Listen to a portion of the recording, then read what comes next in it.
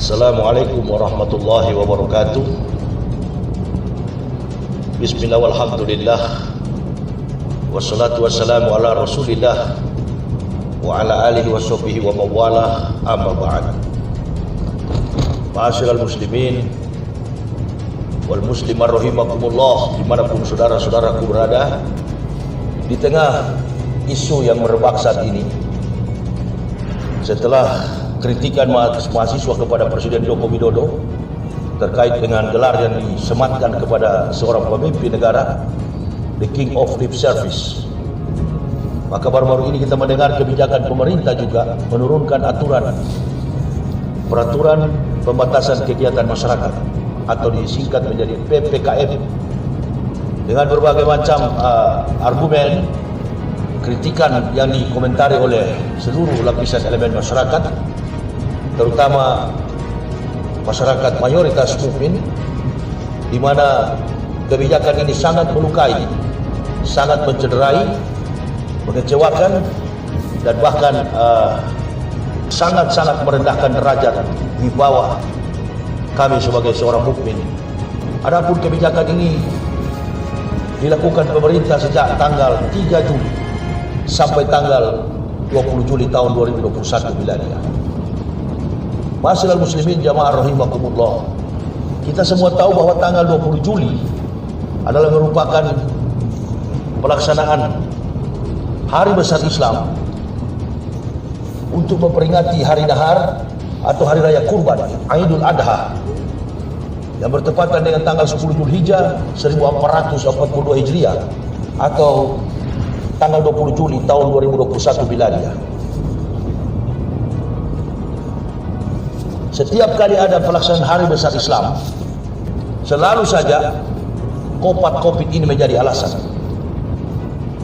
Bahkan dalam kehidupan masyarakat yang kita lihat di tengah isu pandemik ini kurang lebih hampir 2 tahun, masyarakat dikejutkan dengan berbagai macam aturan-aturan yang menyengsarakan, yang membuat masyarakat melarat, sulit untuk mencari akses kehidupan demi membiayai kebutuhan hidup secara pribadi dalam kehidupan rumah tangga. Karena selalu dibatasi, apa saja yang dilakukan pemerintah ini selalu bertentangan dengan pemikiran, bahkan bertentangan dengan rasionalitas daripada mayoritas masyarakat yang ada di bangsa ini. Oleh dan sebab itu, PPKM ini bagi kami adalah proses perjalanan kemiskinan masyarakat. Pemerintah ini dengan berbagai macam argumen, Presiden Joko Widodo dengan berbagai macam statement di publik mengatakan bahwa apa yang dilakukan ini adalah untuk menyelamatkan nyawa manusia. Lupakah kita? Lupakah jamaah? Tidak sedikit orang yang mati di tempat pemungutan suara ketika Pilpres 2019. Lupakah kita? Ribuan orang yang mati, ribuan orang meninggal dunia.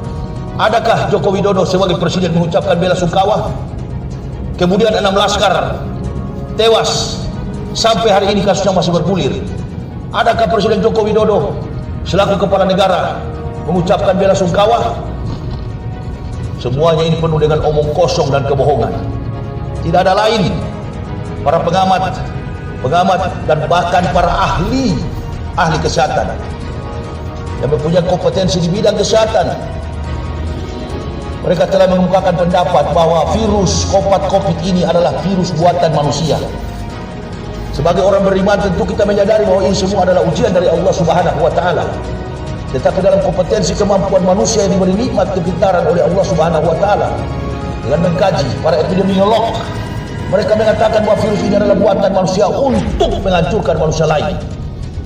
Peran penting yang dilakukan manusia adalah untuk berbisnis, mendirikan kebahagiaan di atas penderitaan orang lain. Allahu Akbar. Secara khusus yang ada di negara kita, dengan alasan mencegah penyebaran wabah daripada Covid ini, maka pemerintah menurunkan sekaligus peraturan yang disebut dengan pembatasan kegiatan masyarakat. Sementara manusia-manusia bangsat, manusia-manusia komunis dari Cina keluar masuk dengan bebas. Masyarakat kita dikarantina, masyarakat kita dikekang, masyarakat kita dibatasi dengan segala macam argumen alasan yang tidak masuk akal. Hal seperti ini jamaah tentunya kita tidak bisa berdiam. Nabi SAW asa kata anil haqi syaitonun akros. Barang siapa berdiam diri melihat kebenaran diganggu, maka mereka adalah syaitan yang bisu. Maka teringat kita kepada pernyataan dakwah yang disampaikan oleh ulama besar yang berdarah Minangkabau berasal dari Sumatera Barat, Profesor Dr. Buya Hamka. Abuya mengatakan, barang siapa berdiam diri melihat Islam diganggu, maka gantilah pakaianmu dengan kain kafan. Artinya mati saja. Kalau melihat kebenaran diganggu dan kita berdiam diri, lebih baik mati saja. Itu maksud beliau. Tentu dakwah ini tidak hanya ditujukan kepada orang Minangkabau atau masyarakat Sumatera Barat. Dakwah yang disampaikan ulama besar almarhum Profesor Dr. Buya Hamka ditujukan kepada seluruh kaum mukmin. Mari kita merapatkan barisan. Kita bela agama ini karena harga diri kita adalah iman tauhid. Harga diri kita sebagai seorang beriman adalah iman tauhid. Dunia ini tidak akan menyelamatkan kita, tetapi iman dan amal soleh itu yang akan menyelamatkan kita. Fala tutil kafirina wajahidum bihi jihadan kabiro. Janganlah kamu taat kepada perintah orang kafir. Berjihadlah, berperanglah melawan mereka dengan jihad yang besar. Jihad yang besar adalah jiwa yang besar. Jihad yang besar adalah kemampuan kecerdasan yang besar. Dan jiwa yang besar adalah persatuan yang besar, yang merupakan kekuatan kita sebagai kaum mukmin. Oleh dan sebab itu jamaah, di kesempatan ini kita ingat persis rekam jejak digitalnya masih ada. Ketika Presiden Joko Widodo tidak menjadi teladan yang baik, dia melakukan kerumunan di mana-mana dan tidak diproses secara hukum. Sementara ulama panutan kita Habibana, imam besar kita Habib Rizik Syihab, beliau sampai hari ini dipenjarakan, ditahan di rutan Mabes Polri karena alasan hukum kopat kopit. Kopat kopit ini menjadi alasan di setiap memasuki tiba pada pelaksanaan momen Hari Raya Besar Islam. Kopat kopit ini selalu menjadi alasan. Inilah yang disebut dengan senjata politik. Pemerintah mengumumkan Jawa dan Bali akan ditutup. Dari kacamata analisis politik, kita mungkin melihat voting bahwa penduduk terbesar di Indonesia ini adalah di Pulau Jawa. Kita berandai-andai, kita menganalisa bahwa jangan sampai hanyalah mengukur kekuatan umat Islam karena mayoritas penduduk Muslim itu berdomisili di Pulau Jawa. Jangan sampai ini menjadi kekuatan untuk mereka mengukur sejauh mana kekuatan Muslim di Indonesia. Karena yang paling ditakuti komunis adalah persatuan umat Islam. Oleh dan sebab itu, apabila Pulau Jawa dan Bali sudah dikuasai, insya Allah mereka akan mampu menguasai Indonesia sepenuhnya. Untuk menguasai Indonesia secara keseluruhan 34 provinsi. Pada para pejabat kita hendaknya sadar, bangun, melawan untuk membela negara dan terutama Islam di masa yang akan datang.